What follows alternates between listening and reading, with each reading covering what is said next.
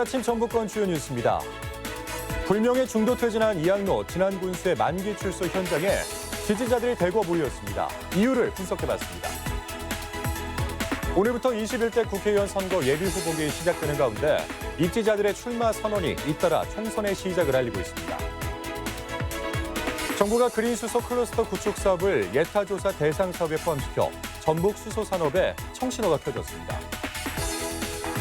전라북도 지역은 오늘 10에서 30mm가량 비가 내리겠으며 비교적 포근한 날씨를 보이겠습니다.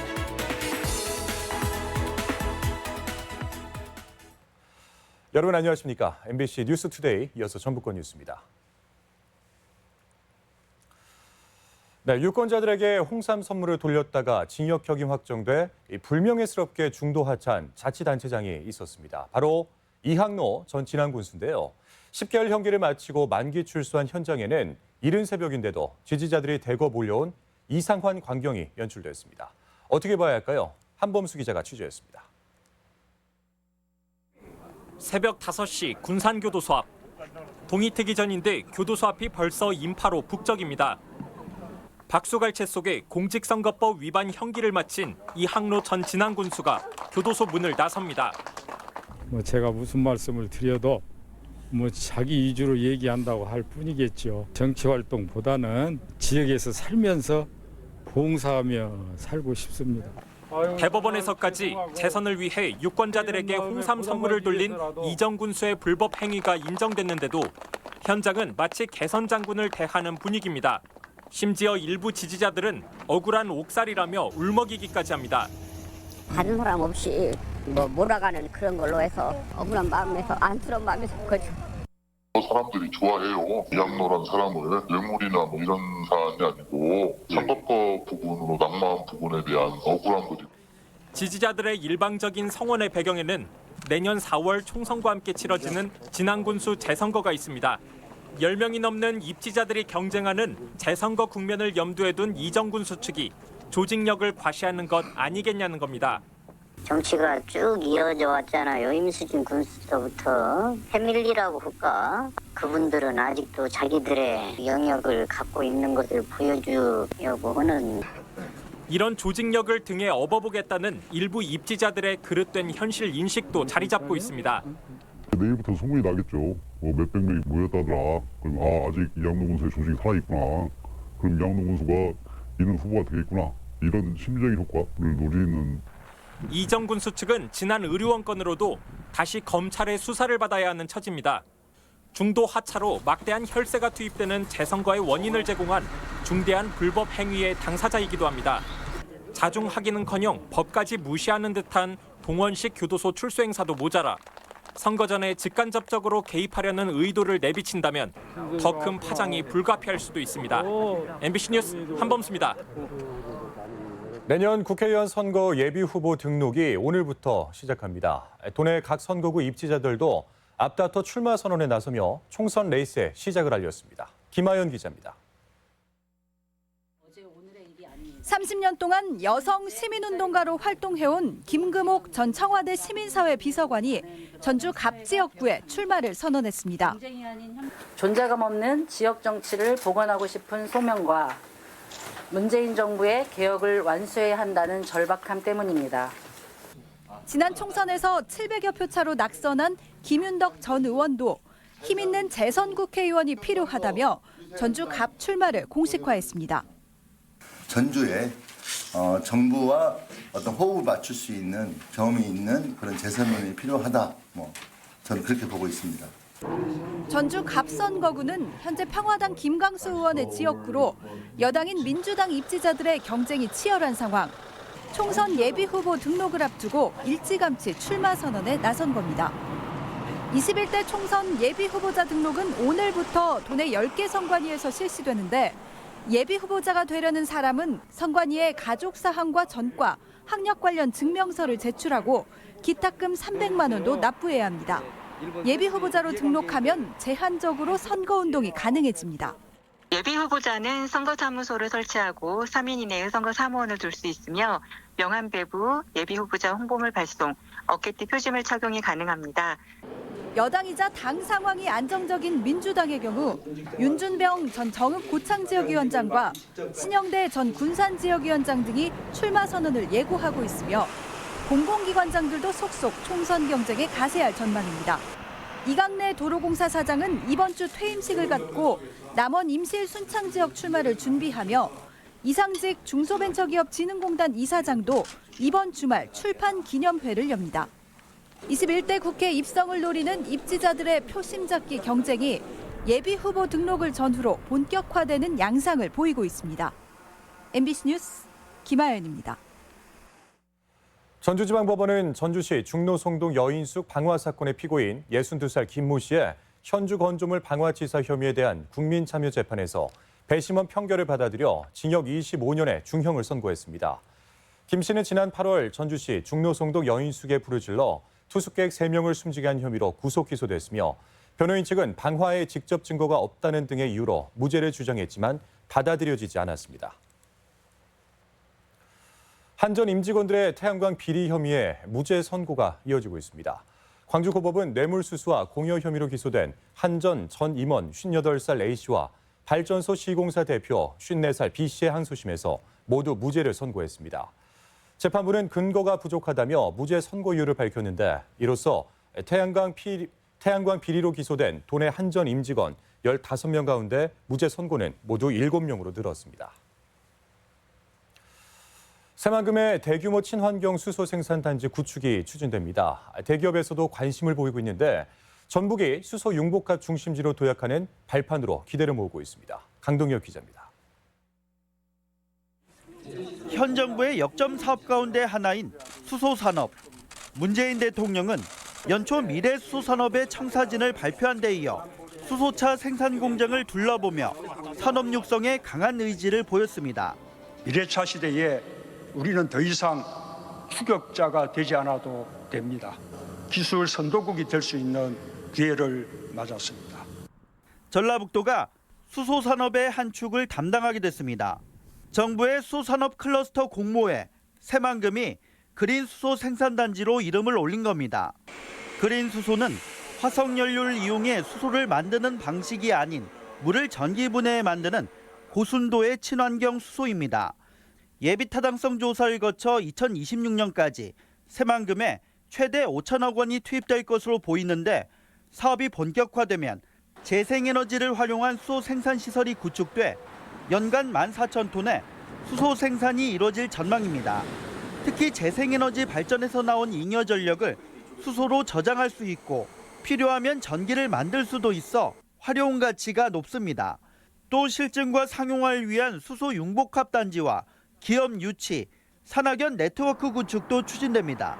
이게 대규모 사업으로 정부 과제가 되면서 지금 대기업들에서 관심이 많이 있습니다. 이런 관심을 보이는 기업들하고 같이 해가지고 이 프로젝트를 성공시키고 전주 완주가 도전하고 있는 수소 시범도시 발표가 이번 주 이뤄질 전망인 가운데 전북이 수소산업 중심지 도약을 위한 좋은 흐름을 이어갈지 관심입니다. MBC 뉴스 강동엽입니다. 동학농민혁명 참여자 유족수당 지급이 전국 최초로 이뤄집니다. 정읍시는 내년부터 관내 주민등록을 두고 1년 이상 거주한 동학농민혁명 참여자의 증손 자녀까지 월 10만 원씩 수당을 지급하기로 했습니다. 희망자는 주소지 읍면동사무소에 유족 통지서와 신분증, 통장을 제시하고 수당을 신청하면 됩니다. 행정구역 갈등과 어장 분쟁으로 끊겼던 군산 비안도 뱃길이 17년 만에 다시 열립니다. 군산시는 지난 2002년 이후 중단된 비안도에서 가력도항 구간에 오는 19일부터 정원 14명인 12톤급 비안두리호를 투입해 운항을 재개한다고 밝혔습니다. 이 구간은 그동안 새만금 공사에 따른 군산과 부안군의 행정구역과 어장 갈등 등으로 지난 17년간 배편이 끊겨 400여 비안도 주민 불편이 계속되었습니다. 전주지방법원은 어제 전주시 만성동 신청사에서 김명수 대법원장을 비롯해 지역 국회의원과 주민 등 100여 명이 참석한 가운데 준공식을 갖고 크게 개선된 환경에서 좋은 재판을 실현하겠다는 의지를 다졌습니다. 신축 이전한 전주지방법원은 대지 면적 3만 3천 제곱미터에 지하 1층에서 지상 11층 규모로 지어졌으며 지난 2일부터 공식 업무에 들어갔습니다.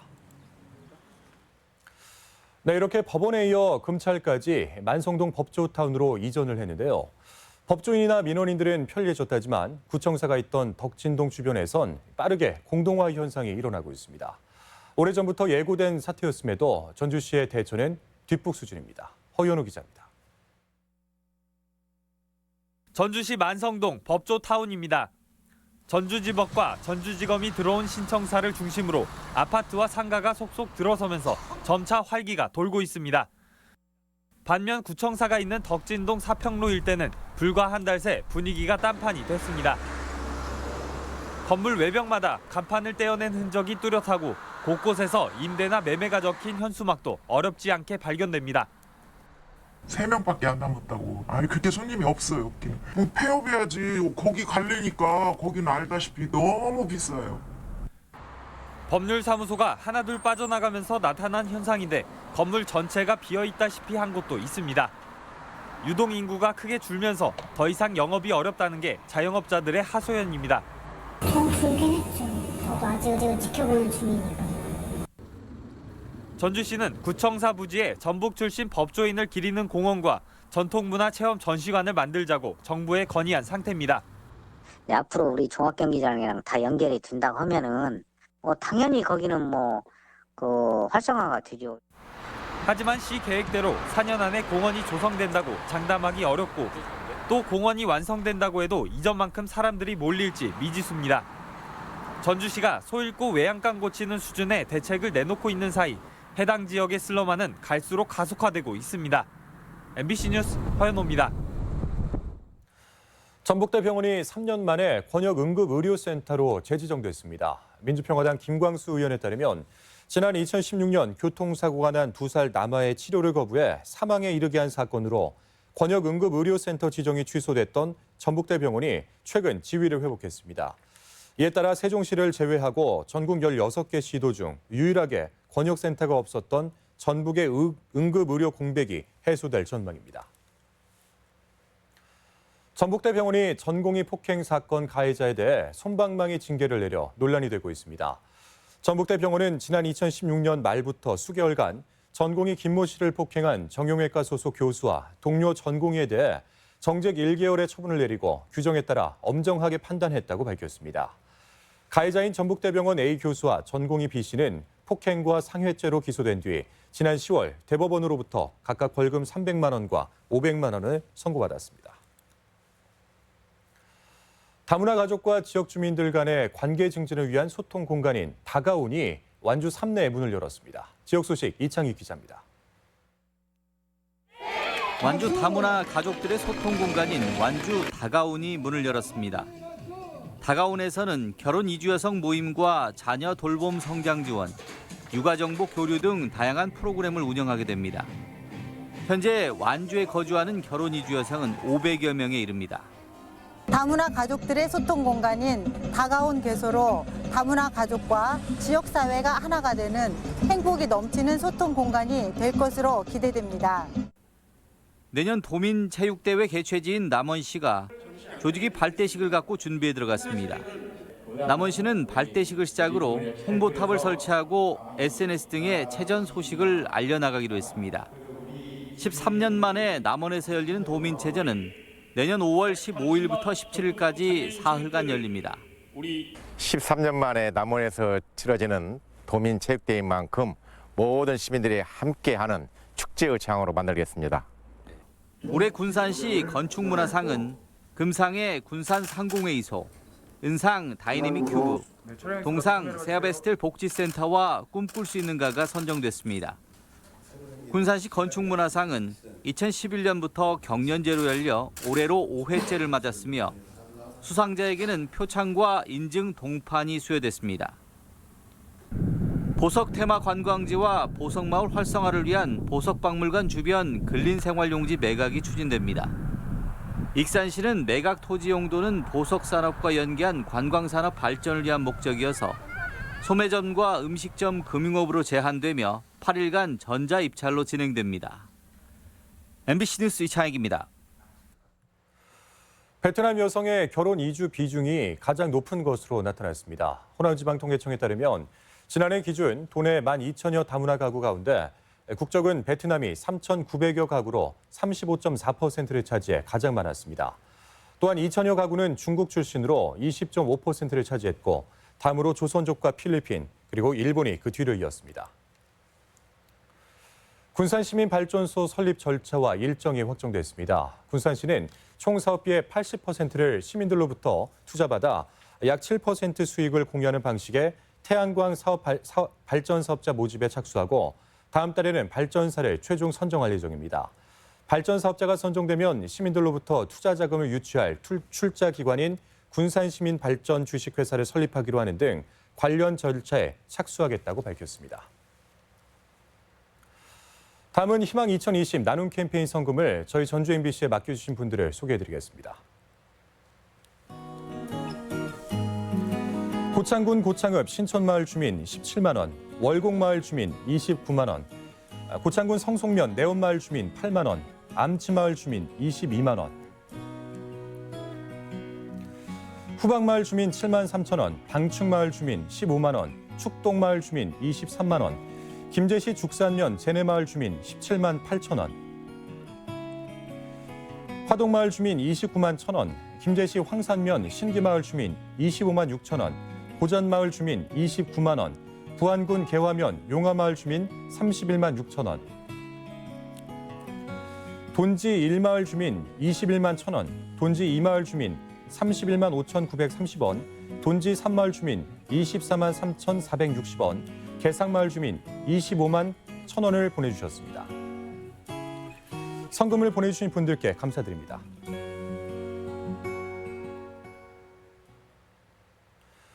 다음은 우리 지역의 행사와 문화 소식을 전해드리겠습니다.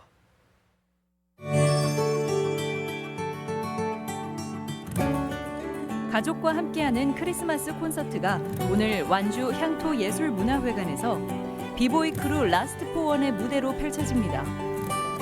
순창군 송년음악회가 오늘 순창 향토회관에서 마련됩니다. 난타와 마술, 비보이 등이 어우러진 어린이 뮤지컬 리틀캣이 오늘 군산 예술의 전당에서 공연됩니다. 칠보공예 이지연 작가의 개인전이 전북예술회관에서 열리고 있습니다. 가족의 소중함을 되새겨보는 창작극회 아빠들의 소꿉놀이가 오는 21일까지 창작 소극장에서 공연됩니다.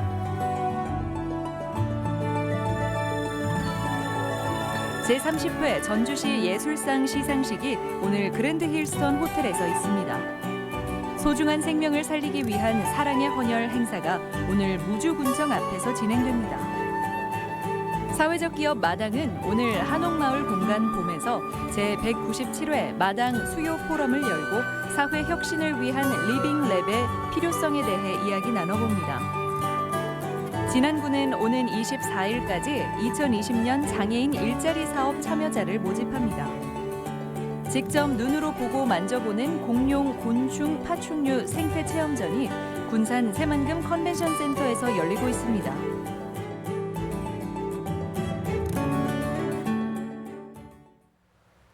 다음은 날씨입니다.